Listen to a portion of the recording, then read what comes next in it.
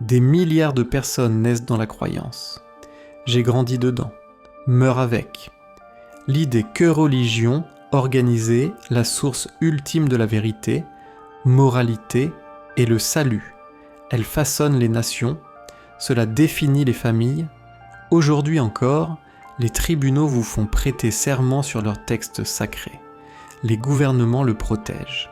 Les écoles en font écho et la plupart des gens ne le remettent jamais en question. Parce qu'on nous dit, sans religion, il n'y aurait pas d'éthique, aucun but, aucun espoir. Mais que se passerait-il si cela n'avait jamais été vrai ? Et si la religion n'avait jamais été censée nous guider vers la vérité, mais comment contrôler la façon dont nous le définissons ?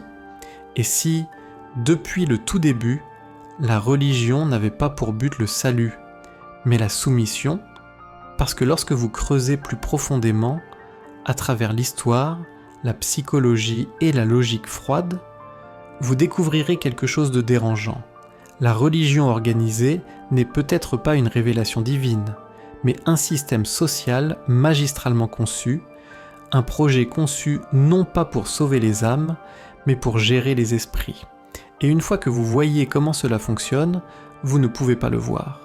Si cela change déjà votre vision de la religion, cliquez sur « Abonnez-vous » car ce qui suit est encore plus dérangeant.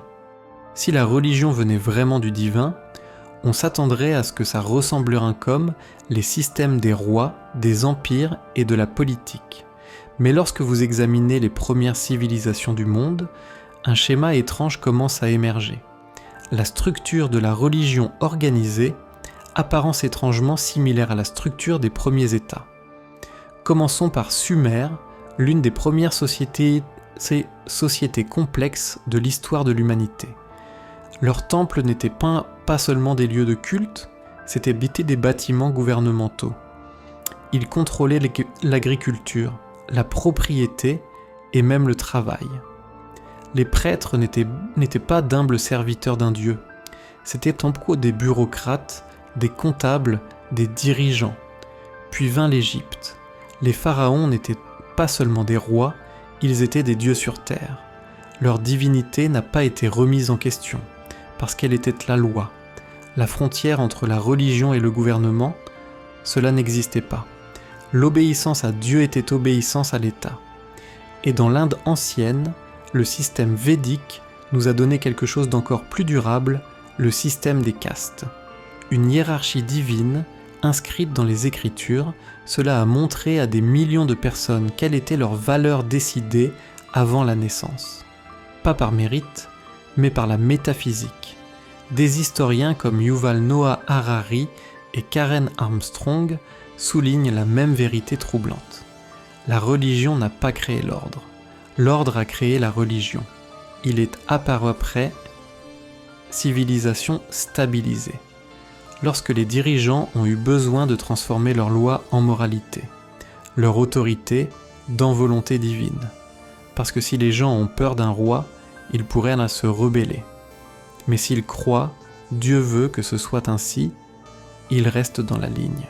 Pensez-y, un système qui définit, qui détient le pouvoir, justifie l'inégalité, collecte les impôts sous forme d'offrandes, et dit aux gens que l'obéissance est sainte, ce n'est pas seulement une question de foi, c'est de la technologie politique.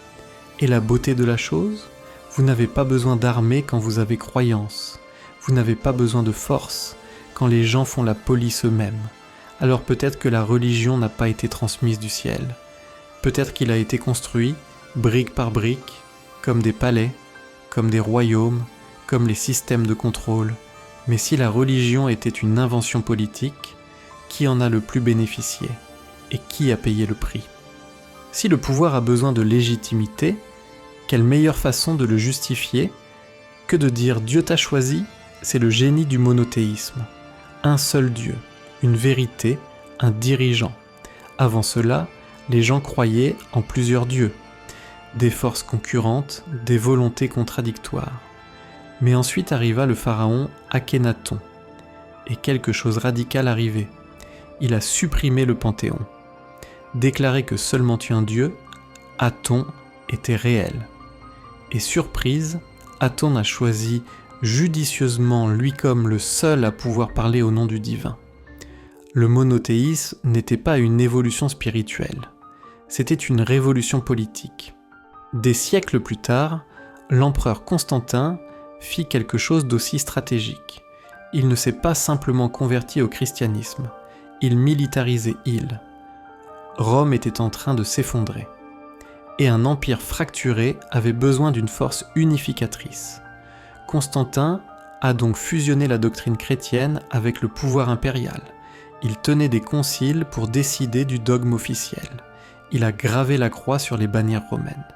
Et il s'est assuré que la désobéissance ne soit pas seulement une trahison, c'était blasphème. Les califats islamiques ont suivi un modèle similaire. La loi de Dieu, charia, est devenue une loi d'État. Interroger le dirigeant, cela signifiait remettre en question Allah. Vous voyez le motif ? Quand il n'y a qu'un seul Dieu, il ne peut y avoir qu'une autorité, un interprète, une vérité. Ce n'est pas seulement une question de foi, il s'agit de centralisation.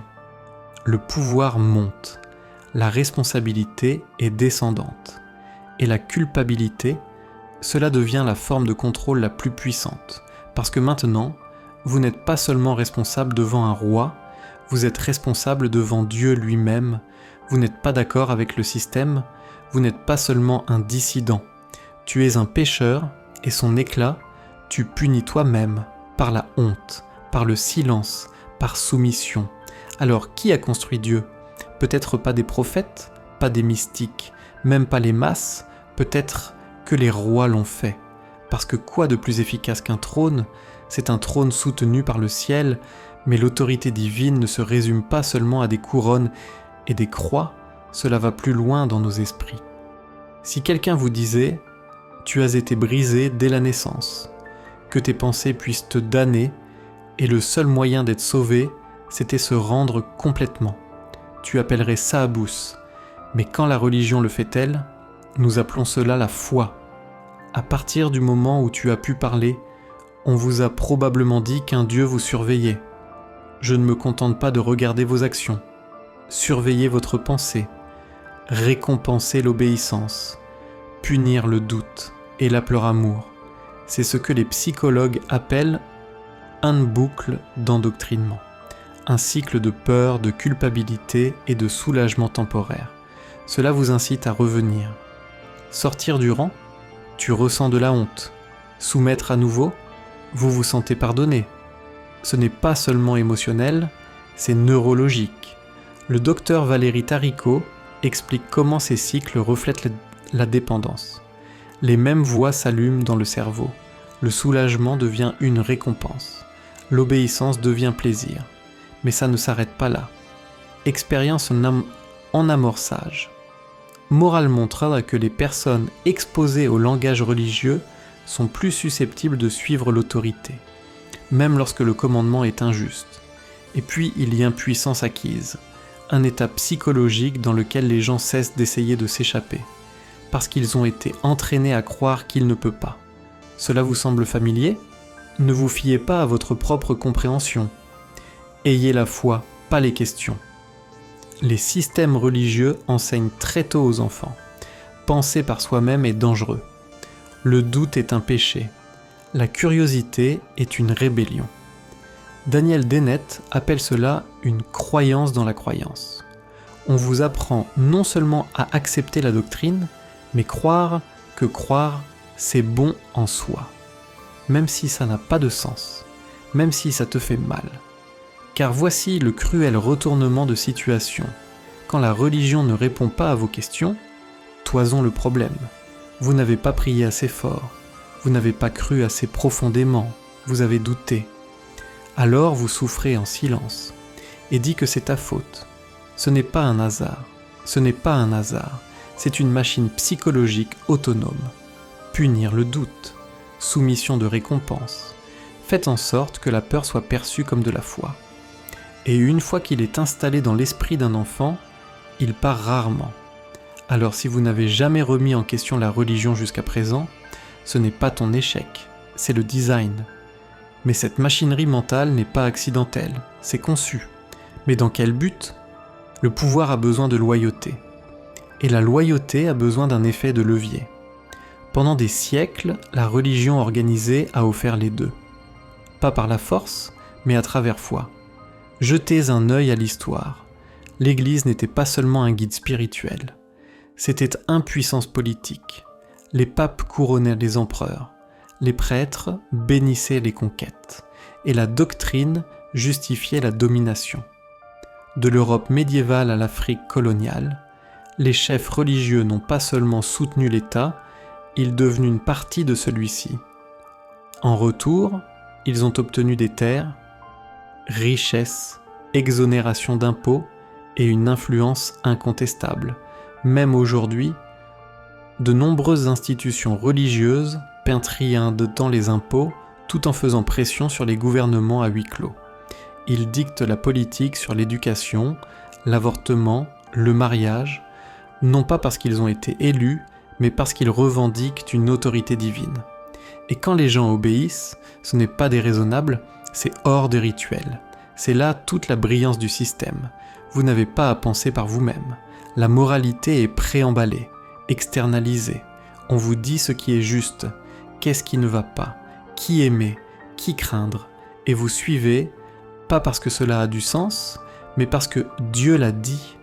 Ce n'est pas de la moralité, c'est ça l'obéissance. Et la foi, elle remplace la pensée critique, parce que remettre en question est dangereux, penser est risqué, et la croyance aveugle semble plus sûre que le doute. Ainsi, la religion devient une monnaie de contrôle, échangée entre les chairs et les parlements, entre les rois et les congrégations, entre la peur et le silence. Mais le vrai problème, c'est que, même quand la religion n'est pas au pouvoir, il survit encore. Comment ? Vous pouvez sortir le Dieu du temple, mais le temple est toujours debout, et si vous regardez attentivement, vous y vivez probablement encore. Car même dans les sociétés dites laïques, là où la croyance en Dieu s'estompe, l'architecture de la religion demeure. Nos lois, nos écoles, même nos vacances, sont construits sur des fondations posées par la foi. Pourquoi considérons-nous certains jours comme sacrés ?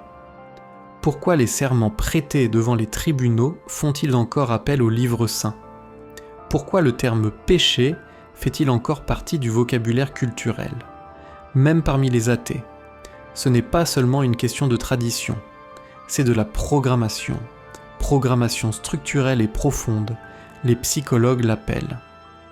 Conditionnement post-théiste. Vous ne croyez peut-être pas à l'enfer, mais tu portes toujours honte. Vous ne pouvez pas prier, mais tu ressens toujours culpabilité pour des pensées autrefois qualifiées de impures. Vous continuez à juger les autres selon des scénarios moraux écrits il y a des siècles. Parce que la religion ne concerne pas seulement les dieux. Il s'agit de systèmes de contrôle, systèmes qui entraînent le comportement, appliquer les normes et se répliquent, même sans croyance. La culture devient le fantôme de la machine, et c'est là tout le génie de la chose. Vous pouvez rejeter la foi, tout en respectant ses règles, obéissant à sa structure, vivre dans son ombre. Donc si la religion ne concerne pas les dieux, et nous avons hérité de son squelette, quel était le véritable objectif depuis le début ? Le chaos nous terrifie, l'incertitude est insupportable, et le cerveau humain, il déteste ne pas savoir. Nous sommes programmés pour rechercher des modèles, pour donner un sens au hasard, donner un sens là où il n'y en a peut-être pas. Ce n'est pas de la faiblesse, c'est l'évolution. Dans la nature, en supposant que le bruissement dans les buissons soit celui d'un prédateur, même si ce n'est pas le cas, vous garde en vie. Les faux positifs sont plus sûrs que les faux négatifs. Imaginez maintenant cet instinct, appliqué à l'univers, à mort, à la souffrance, à la question « Pourquoi suis-je ici ?» C'est là qu'intervient la religion. Il donne des réponses, immédiatement, absolument, réconfortant. Vous n'êtes pas que des atomes, vous faites partie d'un plan, tu n'es pas en train de mourir, tu rentres à la maison, vous n'êtes pas pas seul dans un cosmos vaste et indifférent, tu es regardé, aimé, jugé. Pascal Boyer, anthropologue cognitif, appelle cela économie cognitive. La religion survit, parce que cela réduit charge mentale. Pas besoin de lutter contre la complexité, pas besoin de vivre dans l'ambiguïté. Suivez simplement le script, dites la prière, acceptez le mystère et arrêtez de poser des questions. C'est efficace, c'est émotionnellement apaisant et ça marche. Mais il y a un hic. Ce n'est pas parce que quelque chose fait du bien, cela ne veut pas dire que c'est vrai. La religion peut être adaptatif, mais cela ne le rend pas divin. C'est un mécanisme d'adaptation, un outil de survie psychologique, un moteur de création de sens conçu pour les esprits incertains dans un monde imprévisible. Et cela explique pourquoi cela persiste. Non pas que cela prouve quelque chose, mais parce que c'est protège-nous du poids insupportable de ne pas savoir. Mais voici le hic. Même si la religion n'est pas vraie, est-ce que ça le rend inutile ? Alors maintenant tu sais, la religion n'a jamais été uniquement une question de Dieu, c'était une question de pouvoir. À propos de la commande, à propos de l'apaisement des esprits terrifiés dans un monde chaotique, cela nous a donné des histoires, règles, identités. Elle a façonné les civilisations, nations divisées, a déclenché des guerres, construire la paix, il travaillait. Mais voici l'hérésie, le dernier, vous pouvez comprendre la religion sans en être propriétaire. Vous pourrez admirer sa poésie sans obéir à son dogme, vous pouvez réserver de l'espace au mystère sans céder au mythe, parce que le but n'est pas de détruire la croyance, c'est à gratuit il, pour reprendre du sens de ceux qui prétendaient en être propriétaires, pour construire des valeurs qui ne nécessitent pas de peur ou de la culpabilité ou des menaces invisibles. Vivre éthiquement, non pas à cause d'une récompense divine, mais parce que nous le choisissons. Alors que se passe-t-il maintenant ? C'est à vous de décider. Mais une chose est sûre, vous n'êtes pas obligé de croire un mensonge pour vivre une vie pleine de sens. Si cela vous faisait remettre en question tout ce que vous pensiez être sacré, s'abonnez. Parce que la prochaine fois, nous allons encore plus loin.